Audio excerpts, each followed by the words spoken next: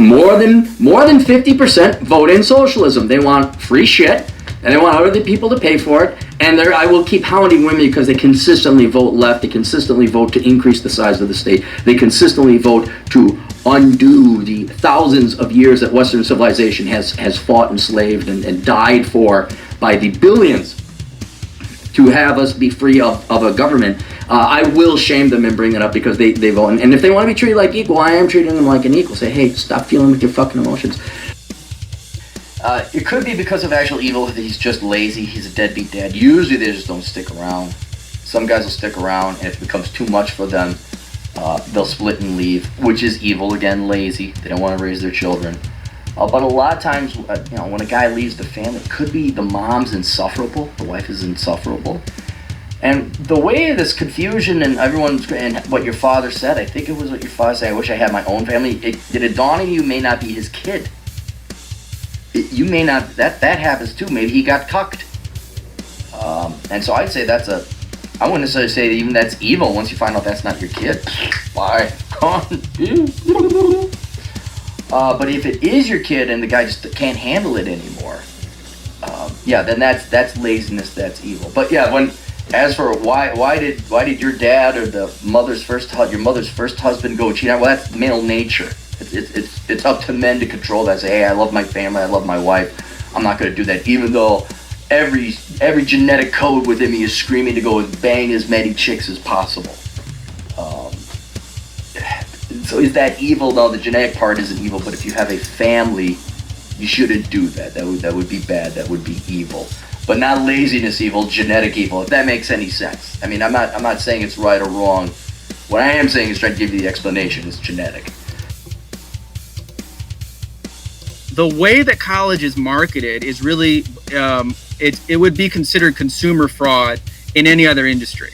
The way the statistics about college earnings are not scientifically accurate. Lies. Yeah. Bogus. Total bullshit. Yeah. But what's so crazy is it's not even like, oh, I believe it or not. It's like statistically they're not accurate. It's not like a randomized test study where they have a control and a variable group. They take all the people in the world, throw them into one group, and then all the dropouts are compared with the college kids in a culture where everyone goes to college unless you're, at this point, you can't hack it.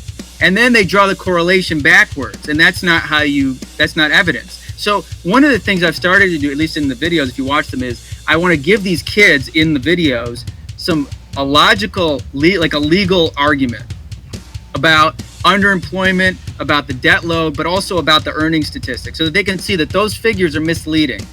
The whole idea that you make $1 million more if you get a bachelor's degree is a complete lie.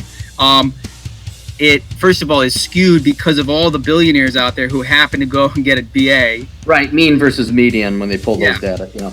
So statistically, it's all messed up. But again, if you did this in any other field, it would be. That's why I did this video called "Why Your Guidance Counselor Should Be Put in Jail." So, you check it out if you want to share it. You never saw you. You can say, look. You put a video like that. Why your guidance counselor should be put in jail. You got to send that one to me. I mean, come on. I did. I'll put that email, but it was in the other email. But I'll resend it. But I said what the Securities and Exchange Commission. I found this out. I was trying to raise money for one of my projects, and I was like, oh, by the way, if you want to receive more than $10,000 from a private citizen for your private offering, guess what? The SEC wants to get its nose involved, and some people do, some people don't. But technically, they don't want individual citizens getting, screwed out of their life savings by putting it into private offerings. All right.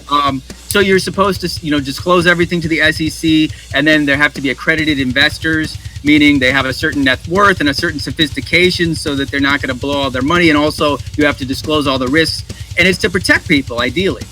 And I thought, well, they don't fucking do that with student loans at all. Right. These are unsophisticated. I mean, how much more unsophisticated can you get than a kid, right? But it's so weird. If this is done, if your financial advisor is like, hey, listen, I got a line on this great investment over here, and he doesn't do everything, within the regulation, he fucking goes to jail. But I love and respected my wife at her lowest. Yeah, well, that's gone. That's going away. I was never ashamed of her, never unattracted, and I was proud to call her my wife. And she basically, what were your standards? What the fuck? What? Jesus. This is why you guys need the man. Boys, you paying attention? Are you fucking boys paying attention? This guy's life is fucked. It is fucked. And this is a testament that everyone, like one guy had a request, he said, well, how do I unfuck up my life? And his life was unfuck-upable. He could unfuck up his life. This is fucked beyond help.